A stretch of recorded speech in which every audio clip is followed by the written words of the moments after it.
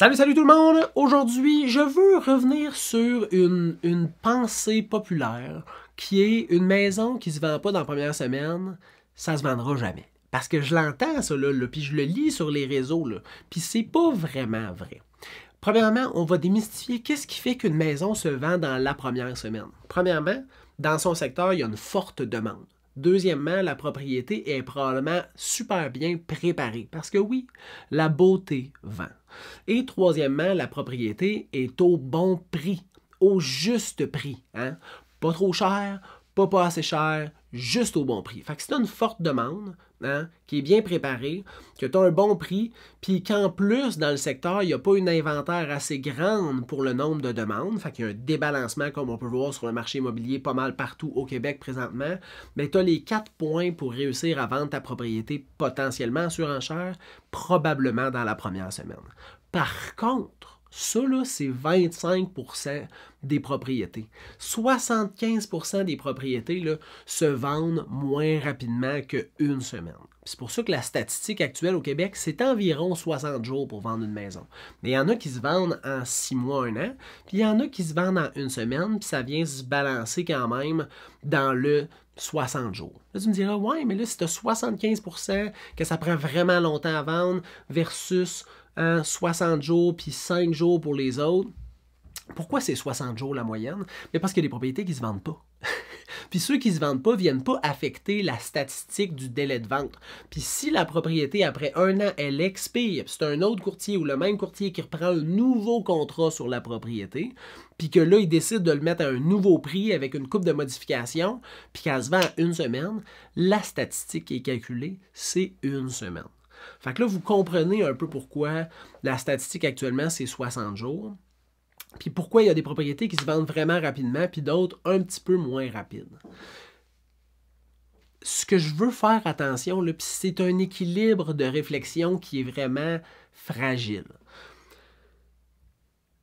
C'est vrai qu'une propriété présentement qui prend 120, 180 jours, 260 jours à vendre, il y a quelque chose.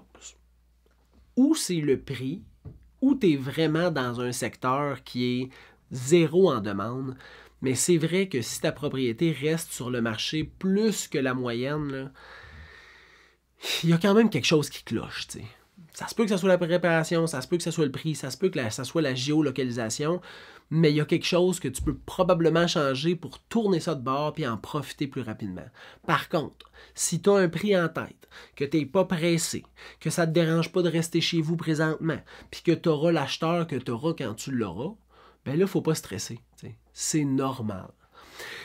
Je voulais juste prendre un moment pour parler de ça aujourd'hui parce que c'est rendu. Il y a des clients qui sont choqués puis ils font comme, mais là, 21 jours, on n'a pas bien de visites, on n'a pas. On fait quoi? On fait-tu une autre visite libre?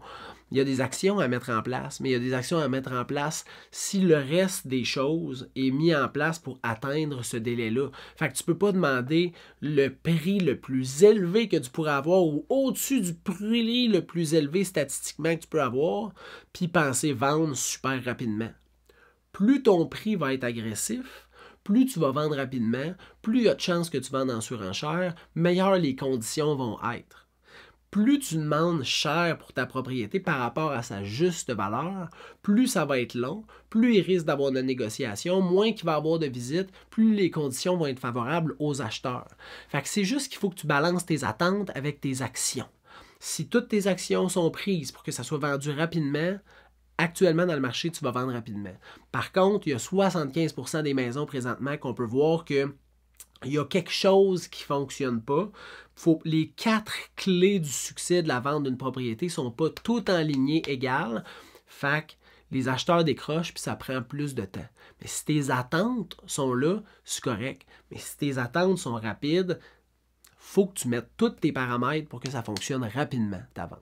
Si jamais, mettons, tu as des questions sur un projet et tu te demandes comment tu devrais mettre en vente ta propriété, quel genre de stratégie, n'hésite pas à me faire signe. Tu peux m'écrire au info@serviceimmobilier.ca ou aller au serviceimmobilier.ca puis m'écrire à partir du site web. Si tu as des questions, tu me fais signe puis je prends le temps de te répondre. Bonne fin de journée.